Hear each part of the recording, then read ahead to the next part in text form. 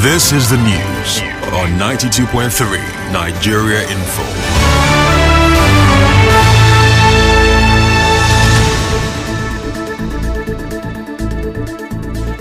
Good morning, it's Monday, July 14, 2025. Mental health is real, seek help and the stigma. On the news this morning, FAAN warns of flight disruptions as aircraft skids off Port Harcourt runway. Family narrowly escapes death as convoy rams car off Port Harcourt Airport Road. Army arrests more suspected oil thieves. President Tinubu declares national mourning as former President Buhari is laid to rest today. On the foreign scene, US President Donald Trump accepts invitation for rare second UK state visa. I'm Ifeanyi Kumoyele with the news. Now, the Federal Airport Authority of Nigeria has asked passengers to expect flight disruptions and delays following the Sunday morning flight incident at the Port Harcourt International Airport runway. A statement by the Director of Public Affairs and Consumer Protection at FAAN, Obiageli Ora, made this known while revealing that the airspace has been open for flight operations. She said the landing distance is now 2,700 meters instead of the stipulated 3,000 meters. As you may know, Air Peace aircraft from Lagos to Port Harcourt overshot the runway upon landing at the Port Harcourt Airport around 7:45 a.m. The airline's spokesperson, Osifo Whiskey Ife, said aside from veering off the runway, all 127 passengers and crew members left the aircraft unhurt. The airline last recorded an incident in May 2025 when one of its aircraft collided with a large antelope on the runway at the Asaba airport. The impact affected the animal but did not stop the aircraft from flying to Abuja. In another development, a routine drive nearly turned fatal for a young family along the Port Harcourt Airport Road when a police escort vehicle slammed into their car, forcing it off the road and into a nearby bush. The driver of the car, Mr. Chukwudozie Okolo, a lawyer, was behind the wheel with his pregnant wife and 2-year-old daughter. When the incident occurred, Okolo said he was trying to make way for the speeding convoy when one of the officers allegedly shattered his windscreen and rammed into the vehicle from behind. He said the impact sent the car spiraling off the road.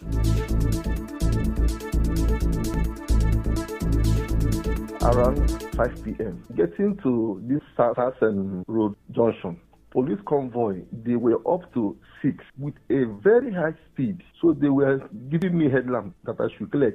So immediately I put my pointer at the right to clear. Immediately the guy came and broke my glass. Before I can know what was happening, the guy on the back hit me from behind. I entered the bush. My windscreen broke, my engine pieces, but it was only God. Okolo said despite the crash, the police escort sped off, leaving the shaken family behind. Funny enough, they didn't stop. My family was there, sir. I, my wife, and my daughter of 2 years old. My wife is also pregnant, which she will do by the next 2-3 months. My wife and my baby girl was at the back. My wife has some injuries. I had a cut on my arm. So assuming that a life was lost. So they would just go their way without conscience in this country. My wife did her scan. They said that the baby is okay. The police have not spoken on this. Moving on, the 6th Division of the Nigerian Army says its troops have arrested 50 suspected oil thieves and dismantled 11 illegal refining sites across parts of the Niger Delta region. Acting Deputy Director of Army Public Relations, Lieutenant Colonel Danjuma Jonah, in a statement said the operations were carried out in collaboration with other security agencies between June 30th and July 13th, 2025. Now, according to him, over 25,000 liters of stolen petroleum products were recovered, while several illegal connection points were also discovered and dismantled. He explained that in the Imo River area, covering Obuzo and Oza West communities in Okwa West local government area of Abia and River State, troops destroyed 7 illegal refining sites, 35 drum ports, 14 drum receivers, and 3 large coolants. He said they also recovered over 6,000 liters of crude oil. The statement also said that At Obiafo in Obebe Mandoni local government area of Rivers State, another illegal refining site was uncovered with dugout pit containing 3,000 liters of automotive gas oil, 2,000 liters of dual-purpose kerosene, and 1,000 liters of crude oil, all handled in line with operational procedures. The Army added that similar operations were also carried out in parts of Delta, Bayelsa, and Akwa Ibom State, with more arrests and recoveries made as part of ongoing effort to sustain the crackdown on oil theft and illegal bunkering. Away from that, the Niger Delta Development Commission (NDDC) has commissioned a newly constructed ultra-modern market in Eba community, Emoha local government area of Rivers State. The market complex consists of a one-story building housing 20 lock-up stalls, 126 open shops, and a 12,000-gallon water facility, modern toilet facilities, and 2 office rooms. Speaking at the commissioning, the Rivers State representative on the NDDC board, Tony Okocha, said the project is in line with President Bola Tinubu's administration's commitment to regional development, made possible through sustained funding of the NDDC. What we have is not a reconstruction. We started from the foundation to the point where we are today. It was not a reconstruction. There was no structure here that was befitting for anybody to reconstruct. It's from beginning, from the scratch to where we are. So to the glory of God, it has been achieved within record time. And you see that everything else is here. You see the water, the convenience, you see the market security and their outfits. Now, he also urged the people of Eba and Obele communities to remain steadfast in their support for President Bola Tinubu. He advised the people to resist being swayed by the newly formed opposition coalition. He said the coalition is made of disgruntled politicians who are unhappy with the president's economic reforms. Commissioning the Eba ultra-modern market, chairman of the NDDC governing board, Chiedu Ebie, represented by the Delta State representative on the board, Monday Ibuya, urged the Eba community to utilize the market effectively to drive local revenue and stimulate commercial growth. This community should drive this project and make revenue for themselves to develop the community further, rather than do it as if to say personal battles, where some persons, papa go get shop, mama go get shop, brother go get shop, sister will have shop. Please disregard that type of allocation. If you do that, there will be permanent war in this community. I hope and pray that at the allocation stage, the community will have the courage to use it to drive revenue that will develop this community.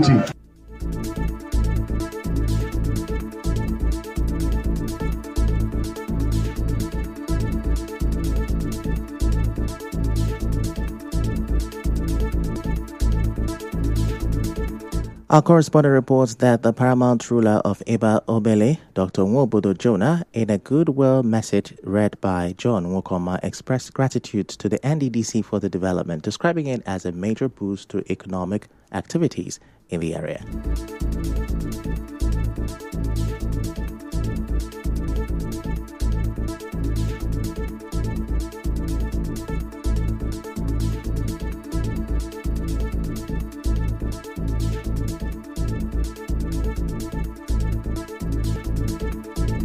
Elsewhere, some landowners who say they bought land from the Wezume family along the Mbodo-Alo New Airport Road axis are asking the Rivers State government to pay them compensation. In an interview with our correspondent, the landowners said when they acquired the land, it was confirmed that the land did not belong to the state government. According to them, the government developed interest in the land and asked all landowners to submit their proof of ownership to the Greater Port Harcourt City Development Agency for compensation. One of those who said he acquired a property from the Wezume land, Okechukwu Ono, accused the developers of the land of destroying their properties without compensating him.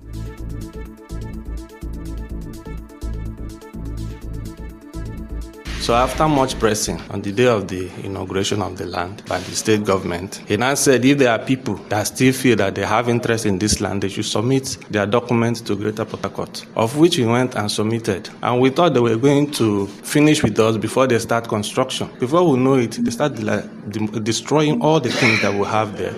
Just pushed us out of that place. The compensation they promised, they didn't give. And now we are hearing that the government have given some people 1.5 billion naira in respect to that land. And we didn't see anything. So we are calling on the government because this thing is real injustice. And we don't expect him to treat us this way. Another landowner, Arigo Erikefe, says he acquired 15 plots of land and submitted the deed of the land last year. Now, he said when they went to court, they discovered that the government had allegedly paid compensation for the land acquired.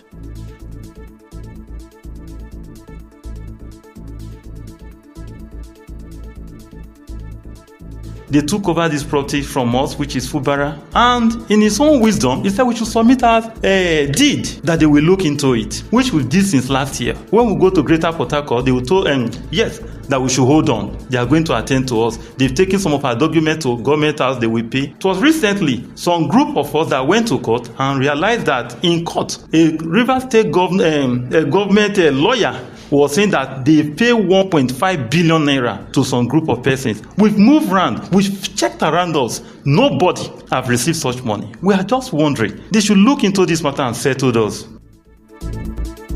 Other landowners spoke to our correspondent saying they have faced hardships since their lands were collected by the state government and appealed to the government and the sole administrator, retired Vice Admiral Bokete Ibas, to pay them compensation.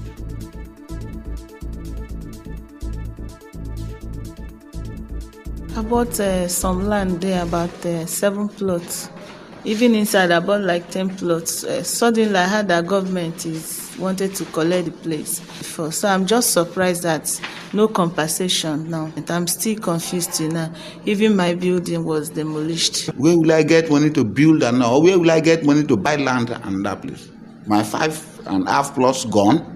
My building should be destroyed without paying a couple. Land that they have not acquired, they've not. If they have acquired, whom did they pay money to? We are begging for government to help us. We have not received a dime. The man who owned the land, even some people at Allo can prove that the man never received a dime from the government. So we are praying that they should pay us adequate compensation. I have over 7 plots of land there I bought. I can't just go like that. As you may know, the Rivers State government, in partnership with TAF Africa Global, is developing Greater TAF City, a 20,000-unit affordable housing project in Port Harcourt. This project is located in the Mbodo Alo area of Ikwere local government area. TAF City and Greater Port Harcourt City Development Agency are yet to react to this. Coming up next, President Tinubu declares a national mourning as former President Buhari is laid to rest today. Stay with us. Madonna University.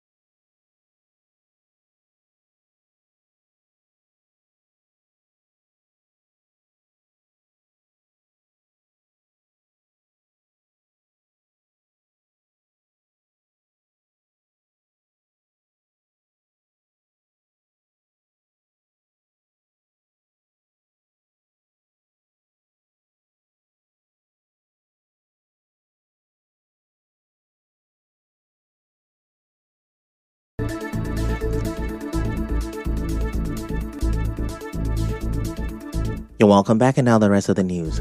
A non-governmental organization, Search for Common Ground, says it is making significant progress in the implementation of an 18-month European Union-funded peace-building project. The project is titled Community-Centered Approach to Transforming Criminality and Violence in the Niger Delta across Rivers, Delta, and Bayelsa State. Mass Media and Information Management Coordinator of EU, Niger Delta, Sonny Dada, in a statement said a major component of the initiative includes the execution of various livelihood support projects designed to address both economic needs and local infrastructure gaps. Now, these include the construction of a cassava and palm oil processing mill in Obakiri Market, lock-up stores in Kana, installation of solar-powered boreholes in Mbiama, provision of fishing nets, and the provision of solar toilets, among others. Some beneficiaries are also undergoing skills training such as ICT, fashion designing, pipeline welding, and fabrication to increase the employability of the youth and reduce criminality. Speaking on this, the paramount ruler of Mbiama community, Otovie Smith Sylvanus, said the project have empowered members of his community.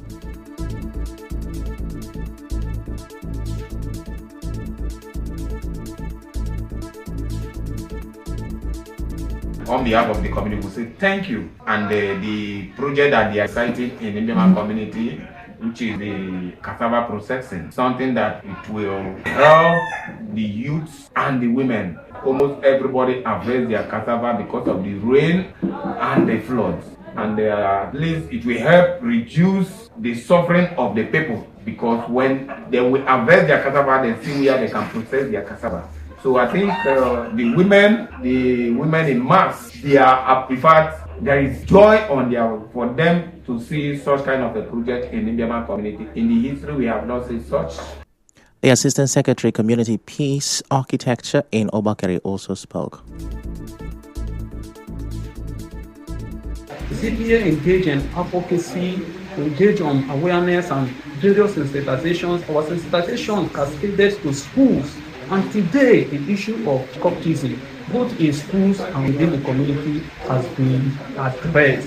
Looking at the project that Search has initiated in this part of the community, it's a livelihood initiative project that will process cassava. I think if not for any other thing, this will save our people the energy. Now, some traders along the Eleuzu flyover in Obiakpo local government area of Rivers State say several of their goods and properties were lost and damaged during last week's flash flood. Now, some of the traders told correspondent Ekachimusu that the flood also damaged musical instruments of a Pentecostal church in the area. They said the situation caused traffic along the BZGU Ake Road in Eleuzu as some youth blocked the road to attract the government's attention.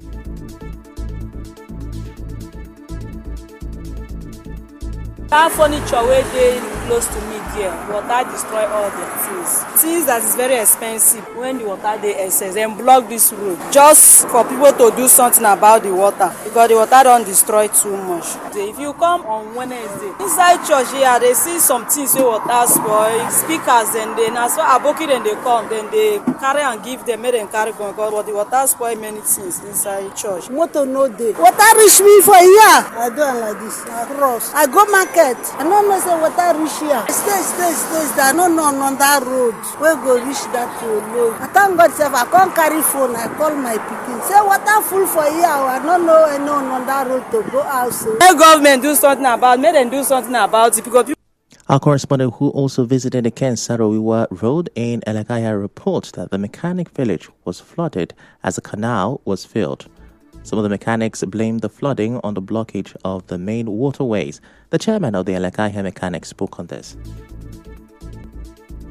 So many vehicles covered with water. The other extreme, up to now, the water is still there, where we have a small drainage. People that have bought houses, land, they have covered the big drainage If you go for that drainage now, it looks so small. It's not like the drainage that was there before. And that drainage is a drainage that connects Elekoya Housing Estate, Transamadi, that drainage connects to Mwaja, that river there. But people who have bought houses and lands, they have built and covered the whole place. Even there is a church here, it's also a problem. They have also blocked the place the water is supposed to go. Now, the flood victims called on the government to quickly intervene as the usual desilting of canals in the state, usually done by Ruwama, may not have been carried out. A town planner, Mr. Sopuruchi Njoko, says lack of planning and implementation of policies is the reason for the rate of flooding in parts of Rivers State.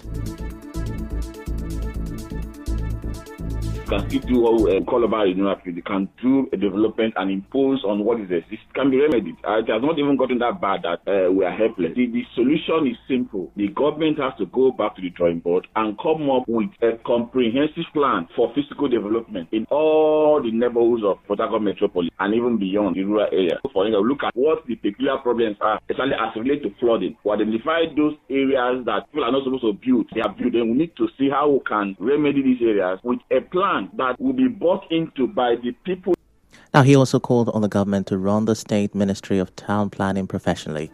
In other news, President Bola Tinubu has declared 7 days of national mourning for former President Muhammadu Buhari, with flags at half-mast nationwide. He also summoned an emergency FEC meeting for Tuesday and announced that Buhari will be given full state honors. The President and a roll call of Nigeria's past heads of state are expected to converge on Daura today as the remains of former President Muhammadu Buhari are laid to rest in keeping with Islamic tradition.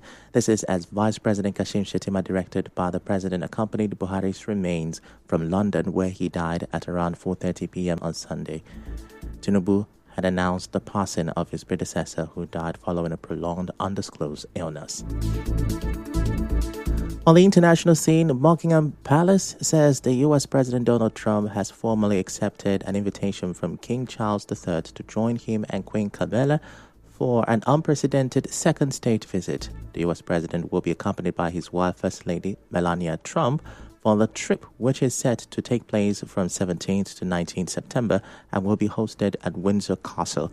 The location for the state visit was chosen as the typical venue. Buckingham Palace continues to undergo renovations. Now, on the news this morning, you heard FAN has warned of flight disruptions after aircraft skidded off Port Harcourt runway. A family narrowly escaped death as a convoy rammed their car off Port Harcourt Airport Road. Army has arrested 50 more suspected oil thieves. President Tinubu has declared a 7-day national mourning as former President Buhari is laid to rest today. On the foreign scene, U.S. President Donald Trump has accepted invitation for a rare second UK state visit. The news was edited by Chioma Ezenwafo. To reach the news team, send an SMS or WhatsApp to 0808-721-7215. I'm Ife Chukwumoyele. Many thanks for listening.